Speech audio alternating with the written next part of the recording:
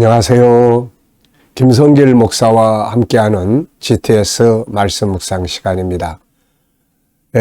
한 주간도 묵상에 함께하신 모든 분들 감사드리고 묵상을 통해서 늘 행복한 삶이 이루어지기 바랍니다. 오늘은 6번째 주간의 7째 날 묵상입니다. 7째 날 묵상의 주제는 함께 나누기입니다. 이 함께 나누기의 배경의 말씀은 창세기 12장 2절로 4절입니다. 2절로 3절입니다.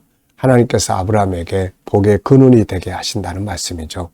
우리 성도들은 항상 복을 이렇게 흘려보내는 삶을 살아야 하는 거죠. 우리가 늘 그런 비전을 갖고 기도하고 살아가면 하나님께서 그렇게 살 수 있도록 은혜를 주시는 거죠. 내게 있는 말씀, 은혜, 또 물질, 재능, 또 이런 것들을 이렇게 흘려보내는 내가 출발점이 되면 얼마나 좋겠습니까? 복의 근원이 되는 것이죠. 오늘도 뭔가 이렇게 함께 나눌 수 있는 그런 시간들 되시기 바라고요. GTS 묵상은 두 가지의 목적이 있습니다. 첫째는 역동성 있는 신앙생활이에요. 매일매일 지속되는 은혜, 그리고 변화와 발전입니다. 현장이에요. 아이들은 신앙과 또 재능 개발, 그리고 학습 능력을 키우는 것입니다. 자, 이렇게 하기 위해서 만들어진 것이 5-7+2예요. 5는 그림 분석이고요.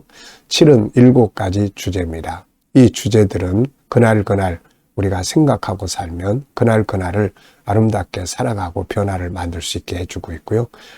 한꺼번에 종합적으로 7가지 주제를 가지고 학습지도, 독서지도, 또 우리의 삶의 모든 문제들을 컨설팅할 수 있는 도구가 될 수가 있고요.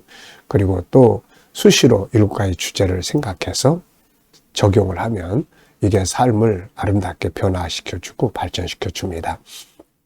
뒤에 2는 하나는 질문 만들기와 주님으로부터 영감 얻기입니다.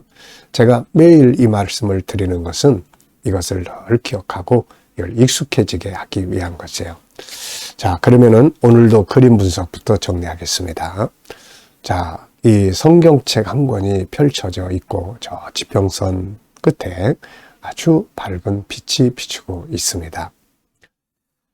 자, 이 그림을 보시면서 제목을 하나 정해 보시고요. 느끼는 것을 말씀해 보시면 되겠습니다. 저는 제목을 말씀의 성취라고 적었고요. 의미는 몇 가지 적어봤습니다. 하나님의 말씀은 3가지의 특징이 있다. 첫째, 영원성, 둘째, 진실성, 셋째, 성취성. 그리고 2번째는 말씀이 신앙과 삶의 기준이 되어야 한다. 이렇게 적어봤습니다. 자, 2번째는 분석입니다. 세상의 모든 것은 다 분석이에요. 우리가 문제를 해결하는데도 분석, 사람을 치료하는데도 분석, 아이들이 공부를 잘하는데도 분석. 이 분석할 줄 아는 능력이에요. 문장이 있으면 문장을 분석해서 무엇을 원하는 것인지, 내용이 뭔지를 분석할 수 있고, 책을 읽었으면은 책을 읽은 내용을 가지고 분석을 할 수 있어야지. 중요한 게 뭐고, 시작은 뭐고, 끝은 뭐고, 저자가 원하는 건 뭐고, 이걸 통해서 얻는 게 유익들은 뭔지, 이런 걸 다 이렇게 분석해낼 수 있으면은 다 잘할 수 있거든요. 또 비즈니스나 업무나 이런 것도 다 분석이에요. 내가 하는 일을 좀 더 잘하기 위해서는 뭐가 필요한지를 쭉 분석하고 사용할 수 있는 자원들을 찾아내고 새로운 방법들을 시도하고 이런 게 다 분석입니다. 이게 다. 네. 그래서 이 훈련하는 거예요. 우선 여기서 눈에 보이는 것은요. 우선 성경책, 펼쳐진 성경이 있고 저 멀리서 빛이 쫙 비칩니다. 성경이 놓인 이제 바닥도 있고요. 그리고 중간에 또 흰 선이 하나 이렇게 쫙 그어져 있네요. 그리고 지평선 너머에 밝은 빛이 쫙 비치는 거예요. 자, 그리고 이제 보이지 않는 부분에는 이 빛이라는 건 도대체 뭘까? 빛의 신비로. 성경 속에는 빛이 여러 개 소개가 돼요. 우선 창세기 1장에 태초에 빛이 있으라. 이 근원적인 거예요. 그리고 이제 태양을 만드시고 또 달, 여기서 나오는 또 빛이 있습니다. 그리고 또 계시록 21장에 보면은 하나님의 빛이 있어요. 하나님이 빛이셔요. 하나님은 빛이시니라. 이런 빛의 특징들, 빛의 신비로 이 정체가 있는 거죠. 자, 그리고 이제 이 펼쳐진 성경 속의 말씀의 내용, 이 말씀의 내용은 무엇일까? 또 여기에 저 지평선 너머의 빛 가운데는 누가 계실까? 하나님이 계시겠죠. 자, 그리고 천국, 뭐 이런 게 전부 다 이제 보이지 않는 숨겨진 부분들이에요. 세 번째입니다. 그림에서 가장 중요한 것은 무엇인가요? 저는 이루어지는 말씀, 이렇게 적었어요. 말씀이 이루어지는 거죠. 사람의 말과 하나님의 말씀의 차이는 사람의 말은 시간이 흘러가도 이루어지는 것이 아닙니다. 이루려고 해도 사람의 힘으로는 다 이루지를 못해요. 하나님의 말씀은 이루시는 거죠. 대저 하나님 말씀은 능치 못하심이 없느니라.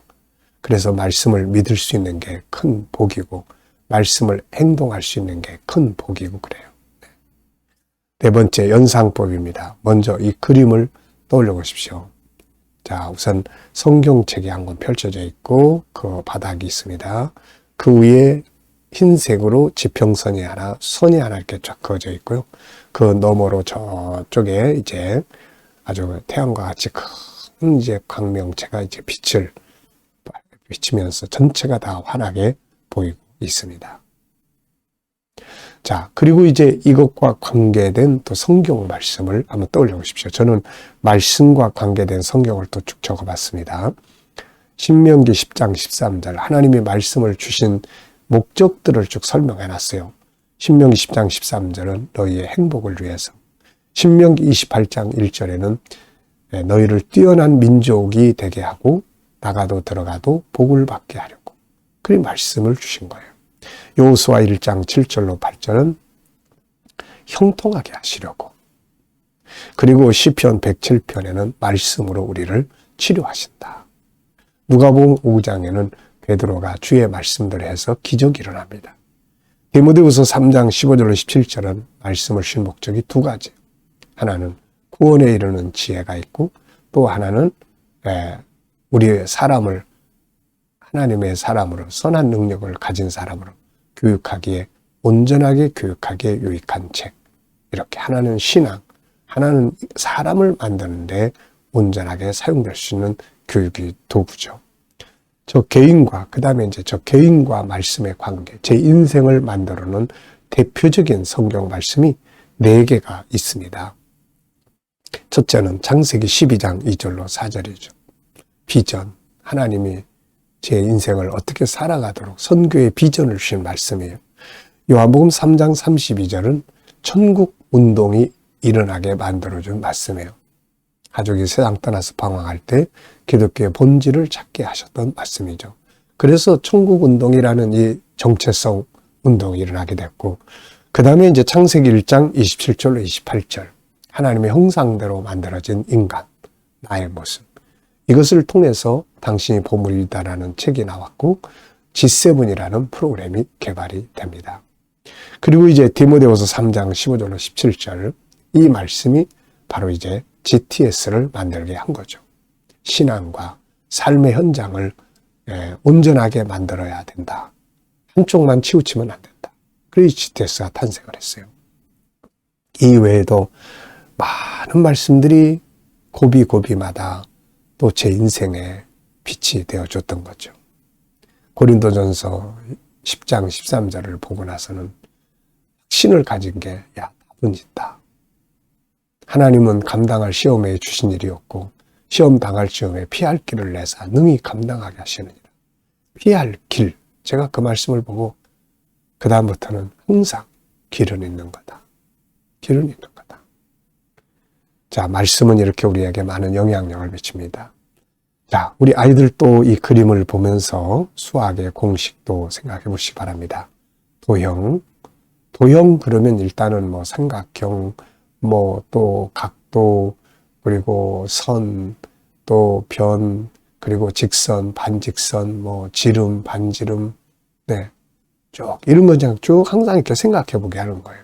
수 그러면 뭐 더하기, 빼기, 곱하기, 나누기, 분수, 또 뭐 나눗셈, 뭐 이렇게 또 분수 그러면 뭐 가분수, 대분수, 진분수 뭐 이런 것들. 그러니까 이런 것들을 수시로 이렇게 떠올려 보면은 친해지게 되는 거죠. 측정, 거리, 길이, 들이, 또 뭐 넓이, 시간 이런 거. 또 규칙이 있습니다. 규칙, 숫자의 규칙, 어떤 문의의 규칙, 또 어떤 삶의 현장의 규칙, 세상의 모든 건 이런 게 다 적용이 돼요. 그러니까 수학은 공부로만 끝나는 게 아니라 현장에 다 이게 사용이 되는 거죠. 그리고 자료와 그래프. 자, 5번째는 상상력 키우기입니다. 이 그림을 가운데 두시고 저는 앞에는 창세기 1장 1절 태초에 말씀이 하나님이 천지를 창조하시니라. 요한복음 1장 1절 태초에 말씀이 계시니라. 이 말씀이 곧 하나님이다. 세상을 창조하신 성부와 성자와 성령. 그리고 다음에 그림을 그리는 건 계시록 21장 22절. 성경 66권이 결국 가리키는 것은 예수 그리스도와 천국이잖아요. 미래를 어떻게 살고 싶은가요? 그렇다면 지금 무엇을 해야 할까요? 오늘도 또 한번 생각해보고 지나가시기 바랍니다. 자, 오늘 본문 말씀 읽어보겠습니다.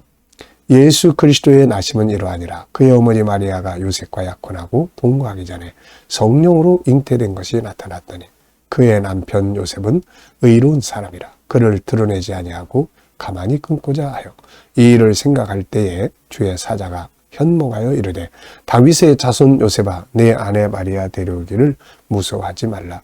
그에게 잉태된 자는 성령으로 된 것이라. 아들을 낳으리니 이름을 예수라 하라. 이는 그가 자기 백성을 그들의 죄에서 구원할 자심이라 하니라.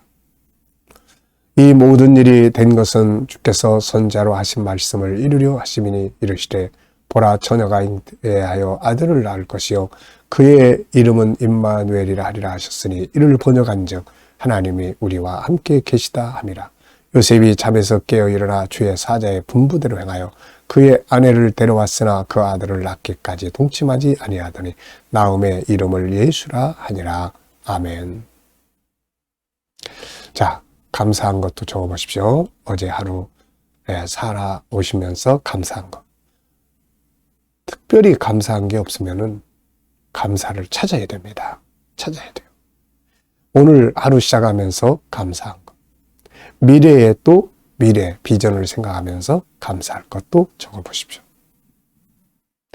자, 한 주간 묵상하면서 본문에서 기억에 남는 것이나 응용해 본 것은 뭔가요? 자, 저는 4가지를 적었는데요. 첫째, 성령의 잉태. 둘째, 요셉의 의. 셋째, 예수 그리스도의 탄생. 넷째, 답은 말씀 속에 있다. 이게 제일 중요한 내용들이에요. 자, 본문 암송해 보겠습니다. 우리 GTS의 묵상의 큰 장점 중에 하나는 본문을 암송할 수 있다는 거죠. 말씀을 많이 암송할 수 있다는 것이 큰 장점입니다. 한 본문을 일주일 동안 계속 생각하고 묵상하고 또 읽고 분석하고 응용하고 그러니까 저절로 다 외워지는 거죠. 우리 아이들이 꼭 이 방법으로 공부를 하면은 다 잘할 수가 있습니다. 네. 자, 암송해 보겠습니다. 예수 그리스도의 나심은 이러하니라. 그의 어머니 마리아가 요셉과 약혼하고 동거하기 전에 성령으로 잉태된 것이 나타났더니 이 일로 인하여 이 일을 요셉은 그의 남편 요셉은 의로운 사람이라. 드러내지 아니하고 조용히 끊고자 하여 이 일을 생각을 할 때에 주의 사자가 현몽하여 이르되 다윗의 자손 요셉아 내 아내 마리아 데려오기를 무서워하지 말라. 이 일이 된 것은 그에게 잉태된 자는 성령으로 된 것이라. 그가 아들을 낳으리니 이름을 예수라 하라. 이는 저가 자기 백성을 저희 죄에서 구원할 자이심이니라. 이 모든 일이 된 것은 선지자로 하신 말씀을 이루려 하심이니 보라 처녀가 잉태하여 아들을 낳을 것이요 그 이름을 임마누엘이 하리니 이를 번역한즉 하나님이 우리와 함께 계시다 함이라. 이 요셉이 잠이 깨어 일어나 주의 사자의 분부대로 행하여 마리아를 데려왔으나 동침치 아니하다가 아들을 낳기까지 동침치 아니하더니 아들을 낳음에 그 이름을 예수라 하니라. 아멘. 네. 꼭 이렇게 문자 그대로를 다 외우지 않더라도 내용을 암송하고 스토리텔링 하면 됩니다. 자, 그리고 이제 5-7 플러스 2를 사용한 것 적어보시면 돼요. 자, 일단 저 같은 경우는 세 가지 상태에서 이걸 사용을 하는데요. 우선 아침 묵상할 때마다 7가지 주제를 다 이렇게 떠올려 보고 이렇게 이제 암송하고 생각을 합니다. 네. 그리고 또 이제 살아가면서 수시로 이런 상황은 7가지 주제에서 뭘 사용하면 좋을까? 그러면 이제 그 중에서 또 한두 가지 골라서 이렇게 사용할 수가 있고요. 그 다음에 이제 함께 나누면서 또 이것을 사용하고 이걸 가지고 이제 아이들 학습 지도를 하거나 독서 지도를 하거나 이제 이렇게 사용을 해 보고 있습니다. 아주 좋은 부분이에요. 그래서 7가지 주제는 정말 하나님 주신 선물입니다. 5는 7가지 주제를 실행하기 위한 워밍업이라고 생각하시면 돼요. 준비작. 차 몰고 가기 전에 옛날에는 먼저 시동 걸어가지고 부릉부릉부릉 이런 거 많이 했잖아요. 지금은 그런 게 필요 없지만은 이렇게 워밍업이에요. 우리의 머리를. 그 다음에 실용 프로그램이 7입니다. 7가지 주제예요. 네. 그래서 이 7가지 주제만 익숙해지고 또 부모들이 자녀들에게 이야기를 나눌 수 있고 그러면은 아이들이 정말 잘할 수 있습니다. 자, 우리도 삶의 변화와 발전을 만들 수 있고요. 자, 오늘도 먼저 묵상하겠습니다. 앞에 부분은 그림과 본문을 분석하면서 은혜를 나누는 거고요. 묵상 시간은 내 삶의 현장을 예수님 앞에 내놓고 의논하면서 답을 얻는 거예요. 영감을 얻는 겁니다. 자, 먼저 눈을 감으시고요. 본문 한번 쭉 기억해 보시고 7가지 주제 꼭 기억하시고요. 그리고 오늘 내 삶의 현장. 오늘은 주일입니다. 대부분 다 교회를 가시겠는데요. 교회를 가시거나 내가 있는 현장이나 또 부득이해서 일터에 있거나 어디 다른 곳에 있거나 내가 오늘 머무는 곳에 또 만나는 사람들을 떠올려 보시면서 주님께 물으시면 됩니다. 주님, 이 사람을 만나면 제가 어떤 말을 하면 좋고 어떤 자세를 취해야 될까요? 이 일을 할 때 어떤 자세를 하면 좋겠습니까? 주님이라면 어떻게 하시겠어요? 지금 사용해야 될 말씀은 무엇입니까? 7가지 주제 중에 뭘 사용을 하면 이걸 풀어가기에 효과가 있을까요?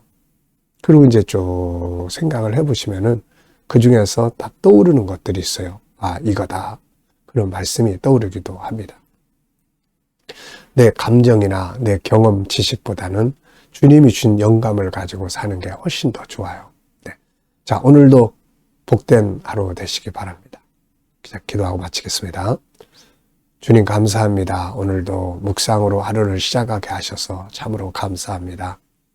오늘도 주신 영감을 가지고 승리하게 하여 주옵소서.